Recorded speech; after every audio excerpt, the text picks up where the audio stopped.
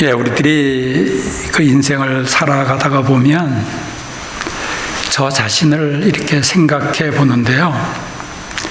인간이라는 것이 어떨 때는 참 연약하기도 해요. 그죠? 한없이 말 한마디에 상처를 받고 살기 싫어질 때도 있는 것이 우리들의 모습이에요.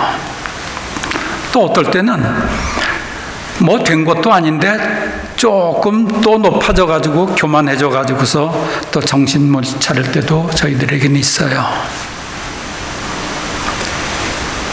인간의 그 아주 연약한 모습이 강한 부분도 있고 약한 부분도 있고 그래요. 또 어리석은 때는 얼마나 많이 있습니까? 정말 지나온 과거를 생각해 보면 참 왜 그렇게 내가 어리석었을까? 왜 그렇게 몰랐을까? 그럴 때도 많이 있지 않습니까? 그런데도 나는 똑똑한 줄 알고 또 살아가는 우리들의 모습이 될 때가 참 많이 있습니다. 이렇게 연약하기도 하고 또 강하기도 하고 어리석기도 하고 한 우리들을 하나님 안에서 하나님의 지혜를 가지고 하나님이 주시는 건강한 영혼이 되어서 보람 있게 존재 가치를 높이면서 살게 하시려고 교회를 주셨습니다. 교회를 통해서 하나님께서 우리들이 연약한 부분은 용기를 얻게 하시고 또 교만해질 때는 낮아지게 하시고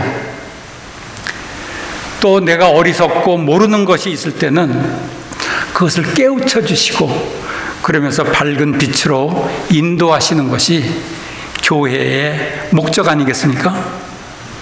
예수 안에서 점점 더 유능해지고 지혜로워지고 행복해지고 이래서 교회를 저희들에게 허락을 해 주셨는데 그 교회 안에서 서로서 힘들 때 위로해주고 서로서 형제들끼리 자매들끼리 성도들끼리 서로서 잘 모를 때 깨우쳐주고 용기 주고 힘주고 그래야 되는데 그러면서 하나님 앞으로 같이 걸어가야 되는데 그 일이 그렇게 쉽질 않더라는 거예요.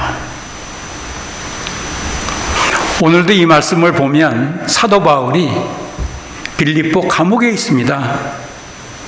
감옥에서 소문을 들었는데 보니까 빌립보 교회가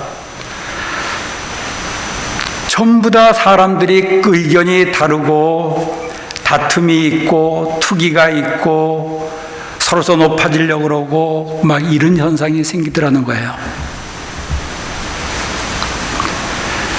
그 사랑하는 성도들이 하나님의 은혜를 마음껏 누려야 될 교회 안에서 오히려 힘들고 어려운 일들이 자꾸만 생겨나더라는 거예요. 이것을 본 사도 바울이 한마디 하는 것입니다. 너희는 이 마음을 품으라. 그리스도 예수의 마음이니. 그래요. 그리스도 예수가 어떤 마음이냐 하면 그는 근본 하나님과 본체시나 하나님이시나 동등됨으로 취하지 아니하시고 오히려 자기를 비워 종의 형체를 가지사 사람이 되셨다는 거예요. 그리고 죽기까지 십자가에 달려 돌아가시면서 복종하셨다는 거예요. 그런데 그랬더니 그 예수님을 통해 예수님이 하나님을 영광스럽게 할 뿐만 아니라 많은 사람들이 예수님을 따르고 존경하더라는 거예요. 그리고 그 예수님의 십자가를 통해서 영혼들을 살리더라는 구원의 역사를 이루어 나가시더라는 거예요. 사도 바울이 이 고백을 하는 거예요. 그러면서 낮아지라는 거예요. 그래서 저도 낮아지려고 생각을 해봤습니다. 낮아지려고 가만히 생각을 해보니까 낮아질 게 사실 없더라고요. 내가 뭐 높아야 낮아지지, 높지도 않은데 뭐 낮아질 게 없더라고. 내가 아는 것도 별로 없고 실력도 없고 그런데 낮아질 게 없더라고요. 가진 것도 없는데 낮아질 게 없더라고요. 하나님, 저보고 낮아지라고 그러시는데 저는 낮아질 게 없어요. 그런 기도를 해봤습니다. 낮아질 게 없네요. 보이는 것은 거짓투성이인 나의 모습, 위선투성이인 나의 모습만 보이더라는 거예요. 제가 처음에 목회를 시작할 때 가운을 입고 했습니다. 가운을 입고서 예배를 인도하고 하다가 보니까 뭐가 보이느냐 하면 내가 가운을 가지고서 나의 위선을, 나의 거짓을, 나의 죄를 가리는 그러한 모습이 보이는 거예요. 나의 그 더러운 모습을 가운으로 가리고 있더라고요. 그래서 가운을 벗어버렸어요. 내 모습 이대로 하나님 앞에 서겠습니다. 또 목회를 하다 보니까요, 제가 그럴 때가 많이 있더라고요. 성도님이 저한테 뭐 어려운 사정을 얘기하고 그러면 제가 기도하겠습니다. 그래요. 그리고 기도를 안 할 때가 있더라고요. 정말 부끄러운 모습이잖아요.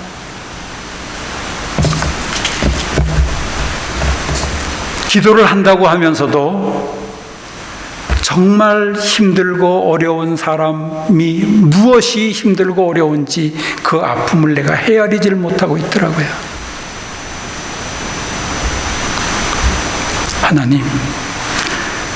하나님 앞에 나는 참 온전히 설 수 없는 존재입니다.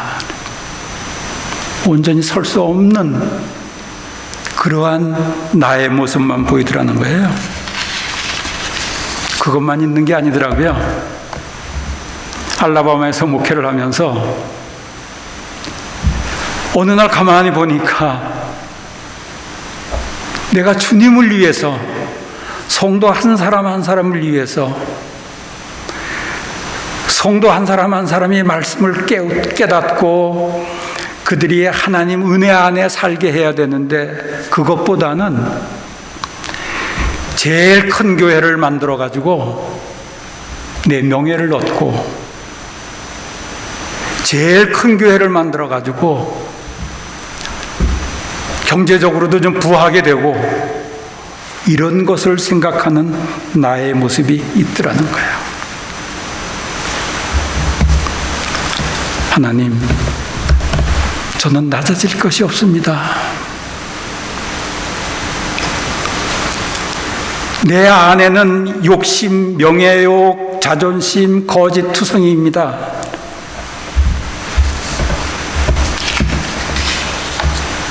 눈물이 나는 거예요. 그래서 하나님, 어찌하면 좋습니까? 그랬더니 내 안에서 하나님의 음성이 들리는 거예요. 그것이 낮아지는 거야. 그런 너의 모습 때문에 내가 십자가에 죽은 거 아니야? 그러면서 예수의 사랑이, 예수의 마음이 내 안에 거하기 시작하더라는 거죠. 예수의 마음을 어떻게 품습니까, 여러분? 예수의 마음을 내가 품으려고 해도 품어집니까? 낮아지려고 해도 잘 낮아집니까?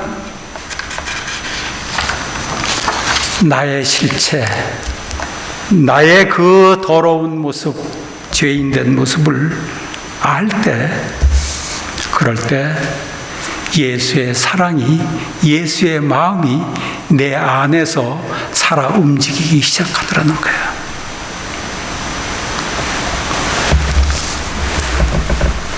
낮아져서 나의 진실한 모습을 보면서 하나님 앞에서 예수님의 마음을 품는 성도들 되시기를 주의 이름으로 축원하겠습니다. 이것이 될 때 내가 사는 것이 아니고 내 안에 그리스도께서 나를 인도하게 되는 겁니다.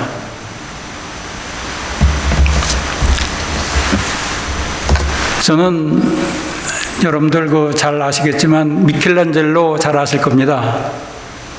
천지창조를 그린 그 시스티나 성전 천장에다가 그림을 그린 사람이잖아요.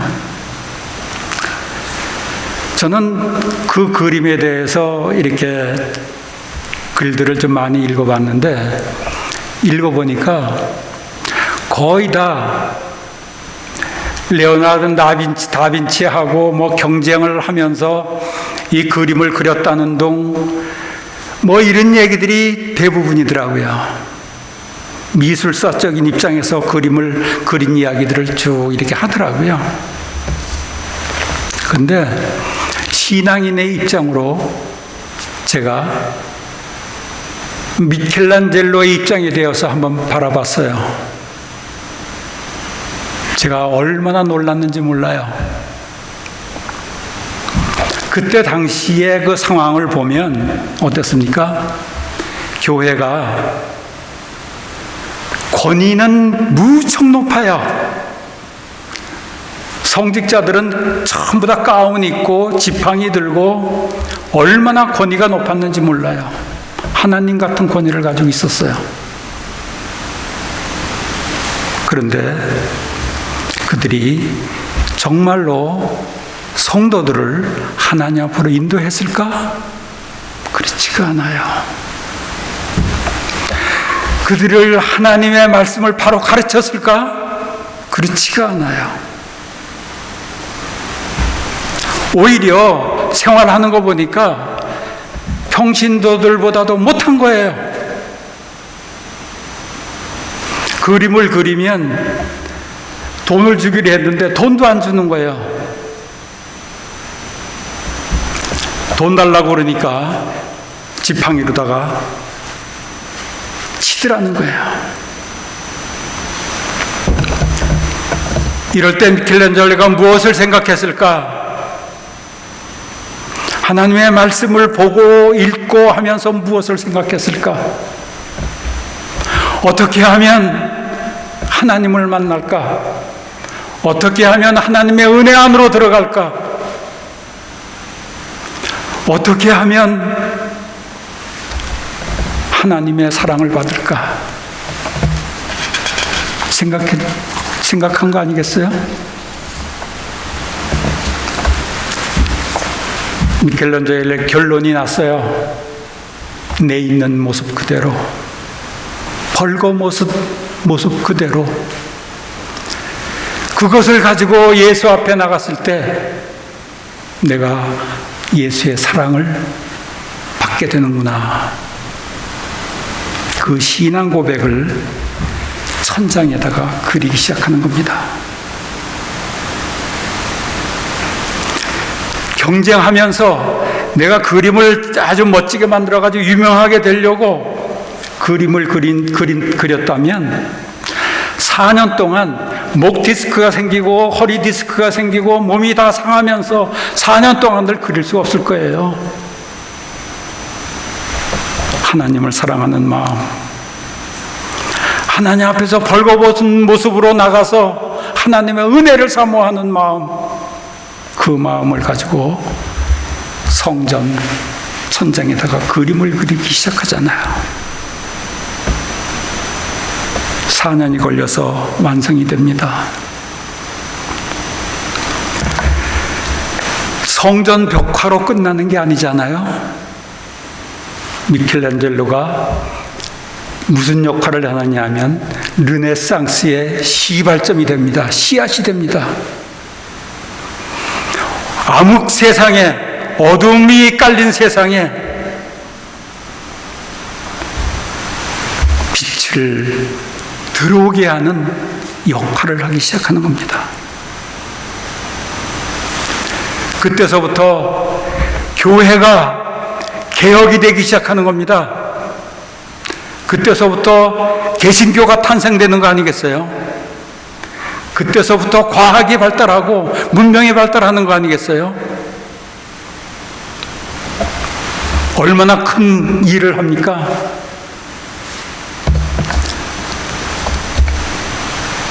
그게 어디서부터 출발하냐면 벌거벗은 나의 모습을 보고 그리는 데서부터 시작이 되는 거더라고요. 그런데 성전에서는 그 미켈란젤로의 진실을 몰라요.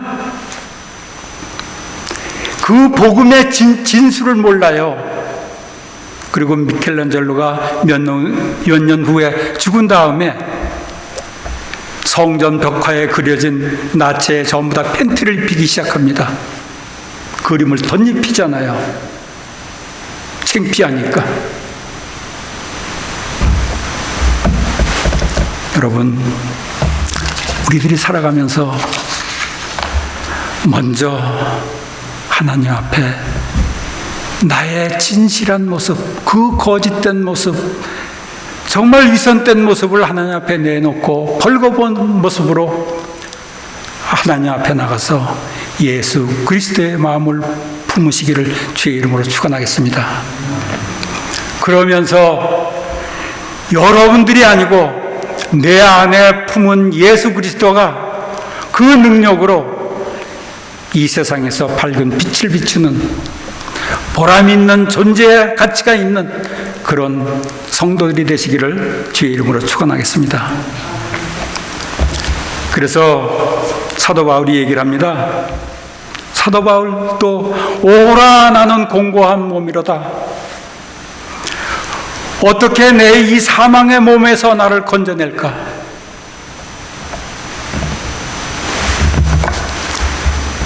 사도 바울이 아무리 생각을 해도, 아무리 자기 자신을 봐도 구제할 길이 없는 그런 자신의 모습을 보는 거잖아요.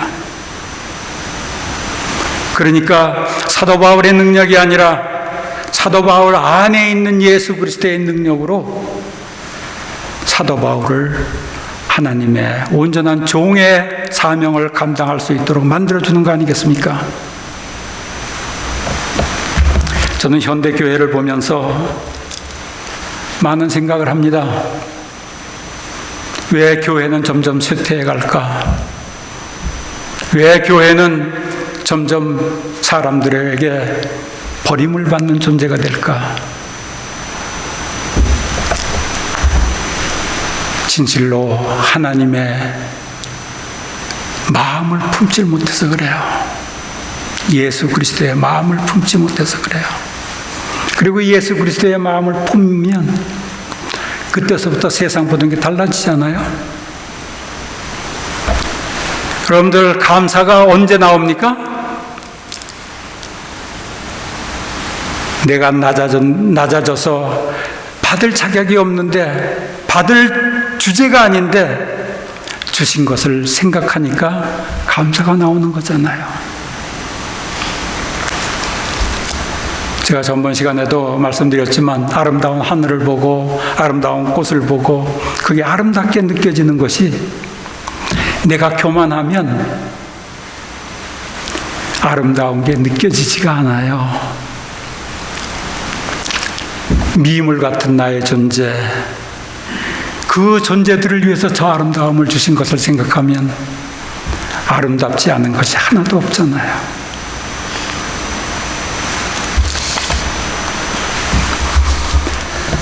예수의 마음을 품는 우리들이 될 때 예수는 나와 함께 하면서 하나님의 뜻을 이루어 나가십니다.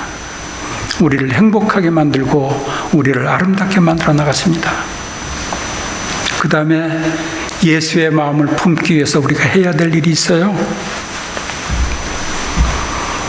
예수의 마음을 품으려면 예수를 알아야 합니다. 예수를 모르면 예수의 마음이 품어지지가 않아요. 사랑하는 사람에 대해서 많이 알아야 그 사랑하는 사람의 마음이 품어지잖아요. 모르면 품어지지가 않아요.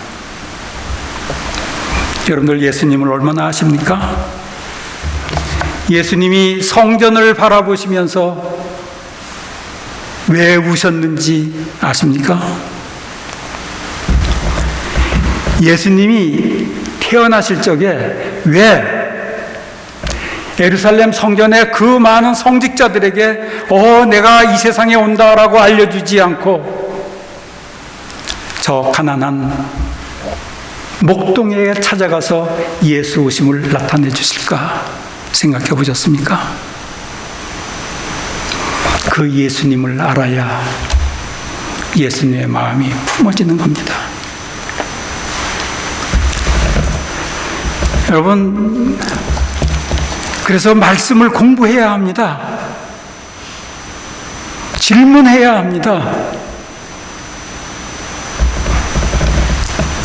여러분, 예수님이 베드로, 요한, 야고보를 데리고 변화산에 올라가잖아요. 변화산에 올라갔다가 그 신비한 광경들을 목격하고 내려오고 있습니다.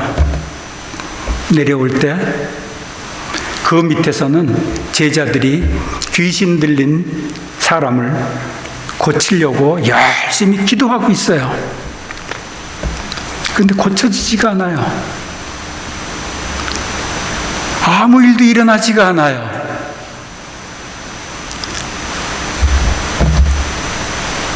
그러니까 사람들이 예수님께 묻습니다. 왜 예수님은 이 귀신 들린 사람을 고치는데 쟤들은 못 고칩니까?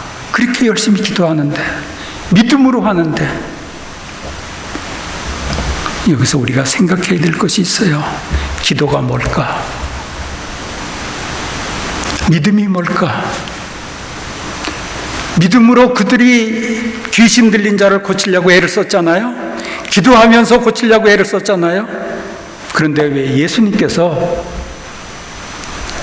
기도 외에는 이런 일이 있을 수 없다고 말씀하셨을까?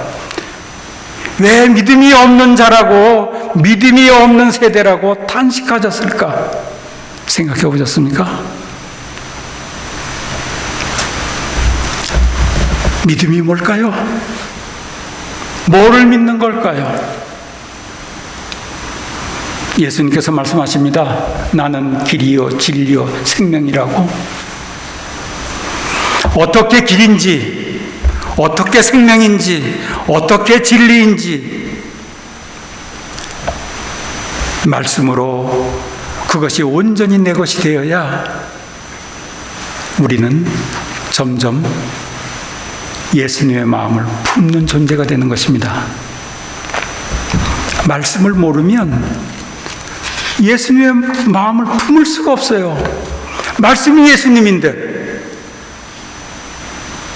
말씀을 모르는데 어떻게 예수님의 마음이 품어져요?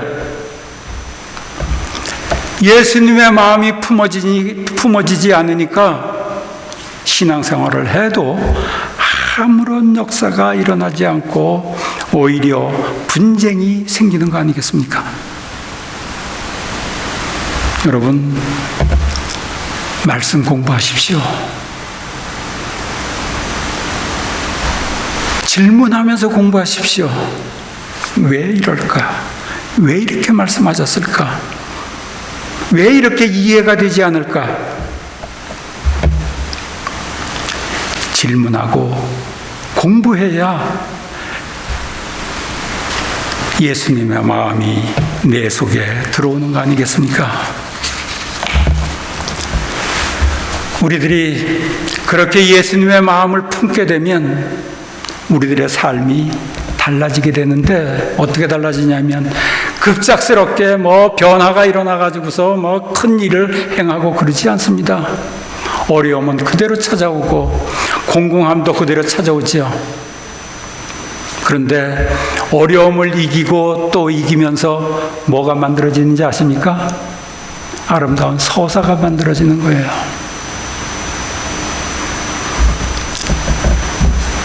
우리가 살아가면서 저 사람은 저런 어려움을 그래도 하나님의 방법으로 극복을 하는구나. 저 사람은 저렇게 하나님의 지혜를 가지고 겸손하게 극복을 하는구나. 우리하고는 달라 하면서 아름다운 서사가 만들어지면서 그 서사가 힘을 발휘하기 시작하는 거 아니에요?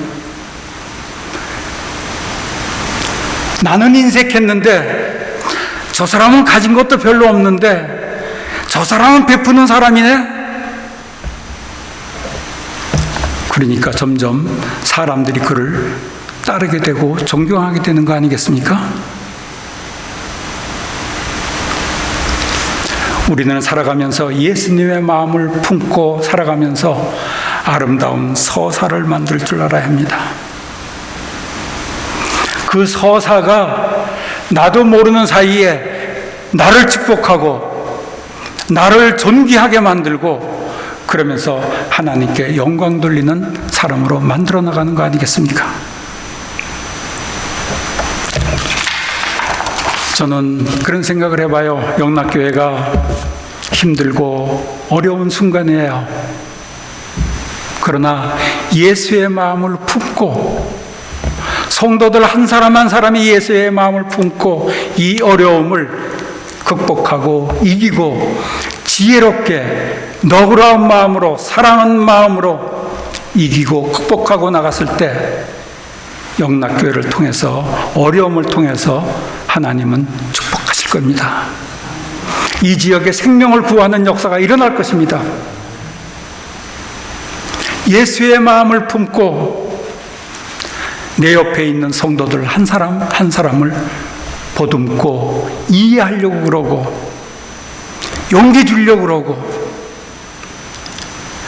모르면 그를 위해서 어떻게 알려줄까 기도하고 이러면서 하나님께서 이루고자 하시는 큰 뜻을 이루는 성도 여러분들 되시길 주의 이름으로 축원하겠습니다.